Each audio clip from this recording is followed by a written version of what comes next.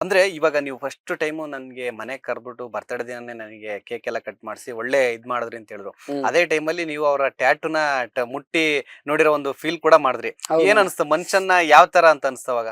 ಅಂದ್ರೆ ಅಷ್ಟು ಆ ಲೆವೆಲ್ ಯಾವ ಅಭಿಮಾನಿ ಆಗ್ಲಿ ಯಾವ ಒಡನಾಟ ಕೂಡ ಇಟ್ಕೊಂಡಿಲ್ಲ ಅಂತ ಅನ್ಕೊಂಡಿದೀನಿ. ಇಲ್ಲ ಇಲ್ಲ ಇಲ್ಲ ಸೊ ನಿಮ್ಗೆ ಆವಾಗ ಏನ್ ಅನಿಸ್ತು? ಅವಾಗ ಏನ್ ಫೀಲಿಂಗ್ ಬಂತು ಅವಾಗ? ಅದೇ ಅಣ್ಣ ಇವಾಗ ನನ್ ಪಕ್ಕ ಕೂತ್ಕೊಂಡಿದ್ರು. ಹ್ಮ್. ನಾನ್ ಸರಿಗಮಪ ಅಲ್ಲಿ ಇದ್ದಾಗ ನನಗೆ ಗೊತ್ತಾಗಿತ್ತು. ಹಾ. ನಾನು ಡೈ ಹಾರ್ಟ್ ಫ್ಯಾನು ಹ್ಮ್. ಆಯ್ತಾ.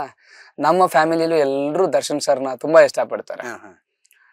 ನಮ್ಮಣ್ಣ ಹುಚ್ಚ ಅಭಿಮಾನಿ ಅವನು. ಹಾ. ಆಕ್ಚುಲಿ ಹೇಳ್ಕೊಳಲ್ಲ ಎಲ್ಲಿ ಹಿಂಗಿರ್ತಾನೆ ಹಾ, ಆಕ್ಚುಲಿ. ಹಾ, ಅವನು ಇಲ್ಲಿ ನೋಡ ಮಗ ತಮ್ಮ ಇದು ನೋಡೋ ಇದು ದರ್ಶನ್ ಸರ್ ನನ್ನ ಸೆಲೆಬ್ರಿಟೀಸ್ ಅಂತ ಹಾಕ್ಸ್ಕೊಂಡಿದ್ದಾರೆ ಎದೆ ಮೇಲೆ. ಹ್ಮ್, ಹ್ಮ್, ಇದು ನೀನು ಸ್ಪರ್ಶ ಮಾಡ್ಬೇಕು, ಆದಷ್ಟು ನೀನ್ ಮೀಟ್ ಮಾಡಿದಾಗ ದರ್ಶನ್ ಸರ್ಗೆ ಇದು ಒಂದು ನೋಡ್ಬೇಕಿದು ಅಷ್ಟೊಂದ್ ಚೆನ್ನಾಗಿದೆ ಅಂತ ಹೇಳಿದಾಗ ಅವ್ರ ಕಣ್ಣಲ್ಲಿ ನೋಡೋರ್ಗೆ ಅಷ್ಟ್ ಚೆನ್ನಾಗಿರುತ್ತೆ ಅಂದ್ಮೇಲೆ ಹೌದು. ನಾನ್ ಸ್ಪರ್ಶ ಮಾಡ್ದವನಣ್ಣ ನನ್ಗೆ ಹೆಂಗ್ ಎಷ್ಟು ಫೀಲ್ ಅನ್ಸಿರ್ಬಾರ್ದು. ಹಾ, ಹಾ, ಹಾ, ಸೊ ಹೀಗಾಗಿ ಹಿಂಗೆ ಪಕ್ಕದಲ್ಲಿ ಕೂತ್ಕೊಂಡಿದ್ರು. ಹ್ಮ್.